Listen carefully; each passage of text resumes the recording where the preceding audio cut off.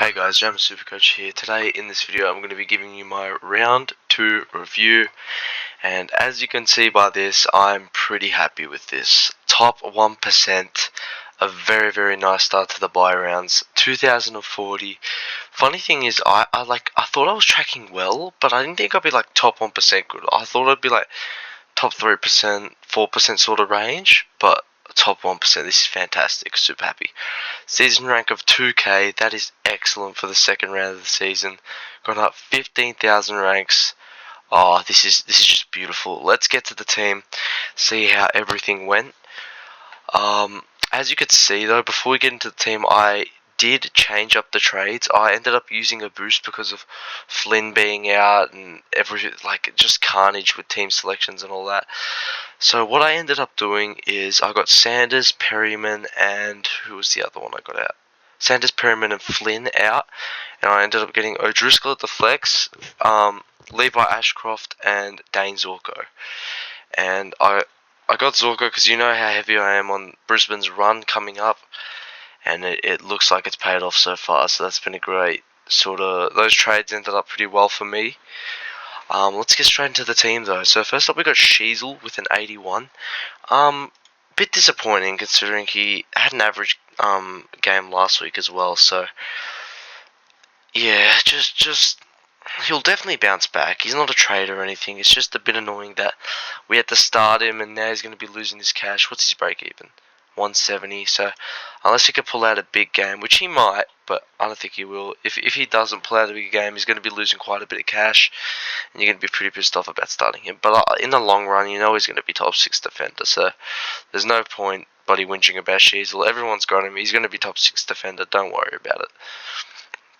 Next up we got Zorko, my trade-in. This is a great pick. Now, I was really uncertain about this, but then after looking at Brisbane's run and just thinking, bro, he's that main guy, half-back Zorko, and even though he's 36, he's looking like he's in the prime of his career right now, so I just picked him up and it paid off. A 136 against West Coast. I think he had like 6 quarter times, so I was expecting a bad score from him, but then checked a bit later on, he was on like 100 or 3/4 times, so this guy just turned it on in the second half, I'm guessing. But wow, yeah, great pick. 2 130s to start the season. I think he's going to deliver nothing but success until he cops a tag, maybe, and until Brisbane's easy run is over. So I'm very happy with Zorko. Fantastic. Then we got Matt Roberts. I'm also happy with Matt Roberts. 115. He looks like he could be top 6, you know. Went 124 in round 0. Then he went 95 and 115. So, yeah, I'm really liking the look of Roberts. He's got the bye this week, so I'm probably just going to have to field if Patton or Leak play, one of them two. Or worst case, we'll just take a donut in the bye rounds. But, yeah, it's a bit disappointing from Roberts. I mean, not disappointing. It's disappointing from these guys getting dropped, but I'm very happy with Roberts' score. He went up. How much did he go up? I think he was at 420. Wait. Yeah, 40k price rise. That's very good for Matt Roberts. Happy with him as a starting pick. Ended up doing pretty well. Whereas short, I'm not so happy with this one. I was so big on this guy in preseason, but he just continues to burn us super coaches every time we pick him. So he's very disappointing. I know lots of people will probably be trading him out this week, but I'm gonna hold him. He's got St Kilda next week. He's gonna get some easier matchups. Yeah, I just think Richmond aren't using him enough, which is really concerning. But I think he did get underscored in this game. I definitely think he deserved an 80 or 90. So I think I'm going to hold for maybe a couple more. See how he goes. What's his break even? 94. He can hit that. I think he could go maybe 120 against St Kilda. So I'm expecting Short to bounce back, but going to have to train him sooner or later. Reed 36. Oh man, I'm so lucky this was Byron because I had some low scoring rookies on field. Reed, he's a spud. Reed, he just gets pushed over and bodied in every single contest. He's not big enough, but I mean you can forgive him because he's coming back from fucking however many injuries he's had. So yeah, but 36 is really mid from him. I think he'll just be. I think every cash cow, pretty much every cash cow apart from Ashcroft, O'Driscoll, Sardis, maybe even starters, but just like Ashcroft and O'Driscoll. Apart from them two, all these cash cows are just going to be slow burns, if they even earn cash. Because like people like Patton and fucking Leak want to stink it up. Patton, what was it? On to Trainer. 24. This was really, really disappointing. So I was expecting a much better score from Trainer. Given that the ball was in the defense for most of the game as well, this is super disappointing. So Trainer, he's looking like an unfieldable option after the buys. Yeah, this is just really disappointing. I hope he can bounce back, but it's looking like a worse and worse pick. So I don't know. We got Ben Patton. Yeah, he didn't play. He got dropped, which is really disappointing. I don't know what I'm going to do with him. I think maybe we just hold and hope he comes back, because he's got a break even a negative 35. So I hope he comes back. I'm just going to have to sit and hope. Yeah, Leak had the bye. Dunkley 117, not as good as last week. Didn't end up. I was really considering captaining him, and it was like a last minute decision to give it to Stone and take Rosie's 130. But luckily I did, because he scored a 117. It's not terrible. It's actually a good score, but just would have had less if I captained him and didn't take Rosie's score. But luckily I didn't. Still very happy with this Dunkley pick. He looks like a super pick. Yeah, 48 break even, projected to go up 33k. He's going to be a top 5 mid this season, I think. So I'm super happy to have him as a pod in my team. Then we got Rosie. He's been super, and I think he won't change. Like, he's just a jet. He's so good. And with Butters out, he's just getting all the midfield, not time. Like, he's getting like 60% CBA still, but he's just getting like honoured by his teammates and really everywhere around the ground without Butters. Yeah, I'm happy I started with Rosie. Successful pick, and took his 130 as a VC score, which isn't the great. Actually, no, it's a good score. It's definitely a good captain score. 130, 260 doubled. Yeah, happy with Rosie. Will fucking day. Like, oh my. This was the one part of my week, apart from maybe short, that just left a bitter taste in my mouth. Like, fuck you, Will Day. I'd never even liked this pick. I just jumped on him because he did really well in the opening round and everyone was glazing him. So I was just like, alright, we might as well have to jump on and see how he goes. But fuck, man. 270s, like, oh my god. When I don't have you, like when I'm against people and they have him, he wants to go 140, but then when I fucking don't, when I finally put him in my team, he gets fucking 270s. He's on the never again list for me. Will Day is just, he has pissed me off to the max. He's going straight out for Callahan this week. I already know what I'm doing. I haven't even thought about trades this, so that might take a while in this video. But yeah, Will Day, fuck you, mate. You're going straight out. You're a spud, absolute spud. Fucking hell. Clayton Oliver 130, great bounce back game. I can't believe I was considering that this guy was going to be a failed pick. I reckon he's back, Clary. Back to that prime Clary we all know and love. Maybe not back to prime Clary, but definitely back to a decent portion of that player that he once was. Chera, oh my god, what a starting pick, man. I was so big on Chera, and I'm so glad it's paid off. Because if it didn't, it would have backfired. Because I said I was so confident on it. I was telling everyone to get him. So, yeah, I'm so happy with Chera. Break even at 33, 32. He'll be great. And I know we trained that.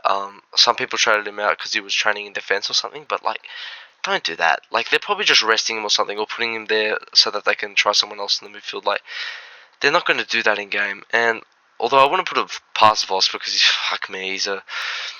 he has some strange decisions, but he scored a 113 Chera, so that's not even a worry. Even if he did play halfback or does play halfback, if he still keeps pushing out these scores, it's completely fine. Ashcroft held him. It was looking really bad. He had like 45 at three-quarter time, I think it was. And I was thinking like, oh, fuck, man. I'm going to have to sit with another terrible Ashcroft score. Then he comes out. Massive, like, 50, 60 point last quarter. Finishes on 104. So, like, it wasn't the most convincing bounce back game. But I think we might as well hold with Brisbane's easy fixture. I think for Ashcroft, we can just expect these 100 sort of scores, from here on out until the sort of easy run is over. So yeah, he'll make some slow cash and do his thing. What's his break even? 71. Yeah, he'll just do his thing there. I'm keeping him for now. Levi Ashcroft 72. Trade him in. Yeah, happy with this. This is just a good rookie score. Nothing really much to say about it. Did think he butchered the ball a bit, but I mean he's a rookie. That'll come with experience and time. Um, Delivering the ball better. Had Hasty on the field so that I could take Sardis score as a loop. And lucky I did because Never and Camperelli both sort of stunk it up. Um, yeah, Sardis 78, great bounce back game. I have faith in Sardis again. He still was butchering the ball like fucking crazy, which is really, really annoying. But, like, it's fine. He's going to be making cash either way. And I think the Bombers like him there, so hopefully nothing happens to him. Well, I was going to say, the thing about his kicking, like, he is such a bad kick. It's like he puts everything into it and he sort of tilts forward so that when he kicks, it just looks really awkward. Like, it looks unnatural and looks like it hurts him. Like, oh, it's a very ugly kicking form, and no wonder it doesn't work because it's just very ugly and unorthodox. So he's just got to work on his kicking side. Once he works on that, he's going to be a very nice player, but he just needs to work on his kicking really bad. Never at 58, I don't care. He's going to be making good cash gen. Didn't have his score on field, so it's whatever. Yeah, he looks still like a good cash cow. He kicked a goal. It was just his efficiency, I think, that fucked him up this game. So, yeah, it is what it is with Never. He'll still make some good cash. Campriali, 52, another 50. Got subbed out like three-quarter time. So, he actually probably would have gotten like 60 or 70 if he wasn't subbed out. Maybe even 80 if we're lucky. But Voss had the stupid idea to sub him out, even though he was doing a lot better than some other fucking idiots out there. I won't name who, but it's just... Yeah, Voss is really getting to me, man. Negative 44 break even. So if he doesn't get dropped, if Voss isn't a fucking idiot, he'll be fine. Because Camporeali's definitely got lots of potential. I don't think we'll drop him. I don't think Carlton will drop him. So happy with Camporeali. Darcy Cameron, great bounce back game. I'm happy with this. 112 was looking pretty grim on like 68 at three-quarter time. I was like, another mid score from Cameron. But then he went on, ended up had a massive last quarter, and so did both of Rocks English and Cameron. And ended up at 112, so it's okay. I think even though he's got the bye, I think I'm just gonna hold him for now. Like, Jerry is like he's tearing it up, but Gorn's doing pretty mid. So I just really think it's only Jerry that's the other option, and I feel like Jerry's got some pretty hard fixtures. So I don't know. I feel like Jerry won't really have those massive spike games anymore, and he'll just sort of be that consistent 120s guy, which is fine to fade, in my opinion. So, yeah, I think we'll just stick with Cameron, even though he's got the bye. Looks like an okay pop pick for now. Tom DeConing, 104, was looking really, really good, but then I think the Hawks just started switching some more attention onto him after his great first half. Like, they were just bumping him away from the contest and just, like, stopping him from getting to all the right contests. So, yeah, I think Hawthorn just focused on him a little bit more after the great first half he had, and he still managed to push out a 104. So, SuperCoach, this is nothing to worry about. He's still going to be a stellar pick. Break even at 55, so he's going to be making some nice cash. Horn Francis at 61. What the hell was this, man? You're playing Richmond and you score 61? Like, really? Coming off an 83 as well. Like, I can see why a lot of people want to trade Horn Francis, but I think I'm going to hold. Because, like, I mean, what other forwards are there on offer? I think he's going to be the best out of a bad bunch. And I think he'll definitely bounce back. Like, I think he still has a lot of potential, Jason Horn Francis. So I'm not going to write him off after a couple of bad games. And even last week wasn't even a bad game. He just got underscored, so... And he got tagged. So it's fine. Horn Francis will bounce back. I know lots of people will probably be rage trading him, but for me, I'm going to keep him. I think he will be completely fine. Oh yeah, by the way, with Will Day, he's got Bedford next week, so he's 1000% a trade out. Like, I just need to circle back to him because he's making me so angry. Fucking Will Day. Yeah, I think I'm just gonna stick with Horn Francis, but fuck me, an annoying start to the season. This wasn't even best 22 for me, so it didn't really matter. So I mean, yeah, whatever. Rankin was on bloody 97 at 3/4 time, and then he got subbed out. So he was on for another massive score, but they just subbed him out to rest him, which I sort of don't mind because, look, he wasn't on that bad of a score when he got subbed out, so it's just okay. But yeah, I'm glad that they're not risking any injuries with him because I know he's sort of injury prone, especially with that hamstring. So it's good that they're being careful with him, I guess. McRae 162. Oh my god, the return of the Mac. This guy is back to his best, man. I think he could average 120 this year. He's a fucking jet, bro. Like at St Kilda's midfield, he's just gonna absolutely feast. He's gonna be number one forward this year, undisputedly, and maybe number one in all of SuperCoach. So yeah, great pick, Jack McRae. If you don't have Jack McRae, you're just like a full fucking idiot. You're not taking this game seriously if you don't have him. Caleb Daniel, 116, fantastic. Average of 98 now, break even negative 46. He's going to be making some very nice cash. And maybe even he could stay a keeper if he keeps going like this. So, keep going, Caleb Daniel. Happy with that. Kako, this was a pretty, like, he kicked 2 goals, but it was a shit game. He had like 6 disposals, low efficiency. But I think he'll be fine in the long run. This is just like, Essendon played shit. And, yeah, he just had poor disposal efficiency. I think he'll mop that up. But yeah, a bit disappointing for Kako, especially that he's on field. But Kako, Horn Francis, Reed, and Trainer were all not in the best 22, best 18. Not saying best 22. So it's fine. Stone was off for the loop, so I could take David to score, which I was very happy with. Yeah, did really well against Collingwood. Influenced the game a lot. Like, I think he only had like 15 touches, but man, I was at the game and it felt like he was everywhere. I felt like he had like 25, so 72s I feel like a warranted 4 score, and I think that this is a great bounce back game given how average he did last week. So he's going to be a great cash cow still. He'll at 58. He's a very weird, like, he's going to be a good cash cow, but he's a very weird sort of player. Like, he has one quarter where he scores like 30, 40 Supercoach points and then does nothing for the rest of the game. Like, he's just very confusing to watch, but it's alright. If he makes cash, he makes cash. And then Driscoll at the flex, like, man, I love this guy. I just love the way he plays. Such a beautiful kick. And he looks to have just completely taken Hayden Young's role in the midfield until he returns from injury. So that's fantastic for him. So that is the team. Super happy with the result. I mean, top 1%, ranked 2K. My boys did well. My Spuds did okay today. So what I'm going to do for trades now, Day 1000% out. Who else can we go? So we got Short. I think I'm going to hold off Short, trading Short. Oh, Hasty probably has to go, to be honest. If his name's back in the side, which I don't think he will be, but if he gets named again, then I'll pick him up. But yeah, I don't think he will be. So yeah, he's going out for now. Will Day and Hasty, I think these are the only ones I'm going to do. And it is a bit concerning because I'm still going to have to field retrainer Kako, who scored pretty shit last week. And now that I've got some bye players on field, I'm going to be copping a few donuts. If they score bad, I'm sort of fucked here. So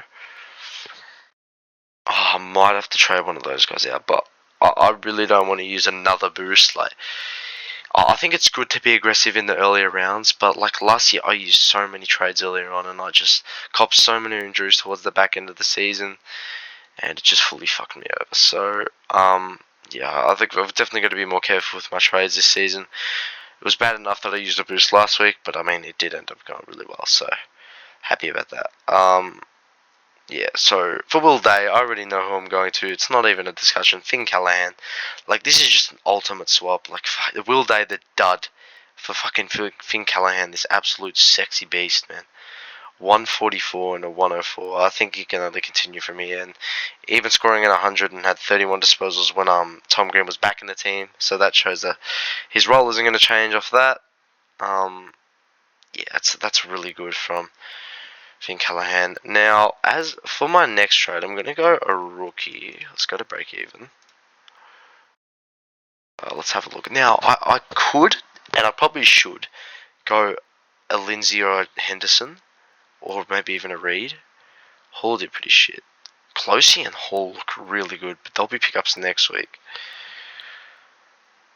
What did Murray score? 52. He could be one to consider as well. But I mean, he did play Richmond, so. You know what I'm gonna do? I'm gonna go move Kako up here, move Patton down, and then Phil Davidson and Hewitt, and I might just get Riley Bice. Got a really good break even. I think Sydney aren't going to drop him. Kicked a nice goal, did some important things in the clutch, and he looked really good. So I think that's what I'm going to do. I think I'm going to go Riley Bice, and that leaves us with 113k in the bank. Oh, it is really tempting to use a boost. I can't. Oh wait, Bice has got the bye this week. Oh fuck. Alright, don't worry about that then. Who else is there on offer? I know there's O'Sullivan. There is O'Sullivan. He plays Brisbane. He did look really good. Like I was watching the game and I was thinking, far out. This guy looks like a nice superstar in the making. But I don't know. Something about him. Something about all of these Geelong players I don't like. Like I just think Geelong won't be playing a very friendly SuperCoach game this year. I don't know what it is. I just have that sort of feeling. I know it sounds dumb, but it's a gut feeling I got. Sin could be a pick. I feel like this 59 game, it was just like nothing was really going his way, so it was just sort of like an unlucky score. Whereas this 82, I felt like we could really see the best of Josh Sin. Not the best, but we could see a little glimpse.